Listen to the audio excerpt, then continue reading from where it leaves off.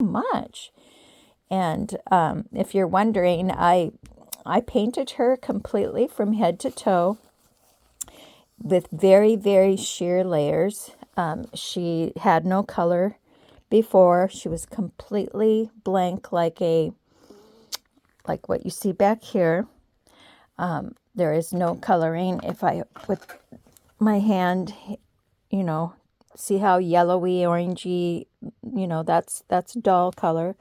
Now look at her arm in my hand, how she has more of a flesh tone, lifelike coloring, but it took a lot of work. I'm going to say it's not easy when the body is attached, and I didn't want to replace her body. Her body was in great condition. If I get a doll that needs replacement of a body, I will just cut the limbs off and start from scratch. But yeah, she is adorable. Let's put your little hair piece back on. Let's not tell anybody that you've got a little topper toupee. Let's put this on like this and put that underneath. Here you go.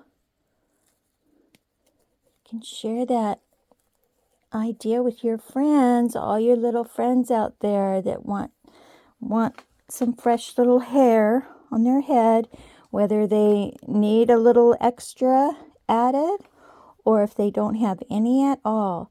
Now, where is your little bonnet? Where is the bonnet?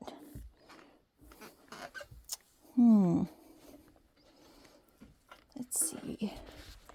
There it is. I've got some different bonnets right here.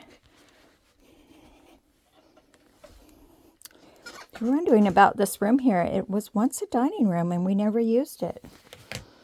So I've had this room since before COVID happened. I was using it as a sewing room and our long dining room table.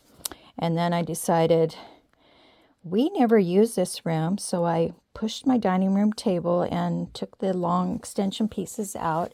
That's now my sewing table. I don't know if this is the right bonnet, but we'll just put this one on you for right now. I do have two different ones that have some pink roses in there. Let's just try this one.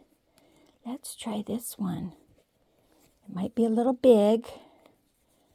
I know I have patterns, and I do make little bonnets too, but I didn't have a white one.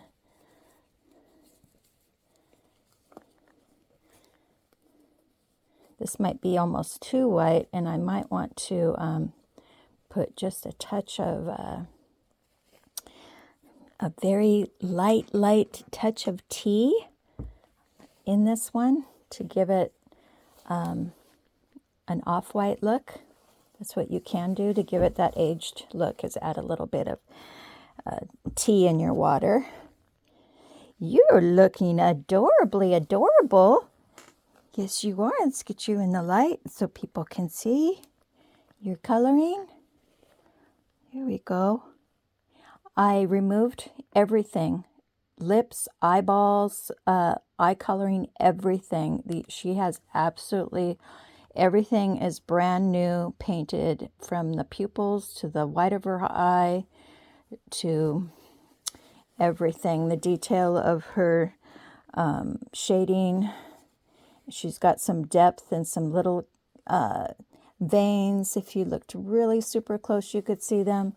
She has a little owie right here, which was a tiny little speck of, I would say, embedded speck of dirt that was stuck in the vinyl, and I made her have a little baby scratch. She was sucking on her finger way too long, weren't you? Were you sucking on this finger way too long? And look what she did. She made a tiny little bruise from sucking on that finger. Tell the truth now. She can't talk right now. She's not telling the truth. I will tell the truth. Okay, the truth is, when I was painting her,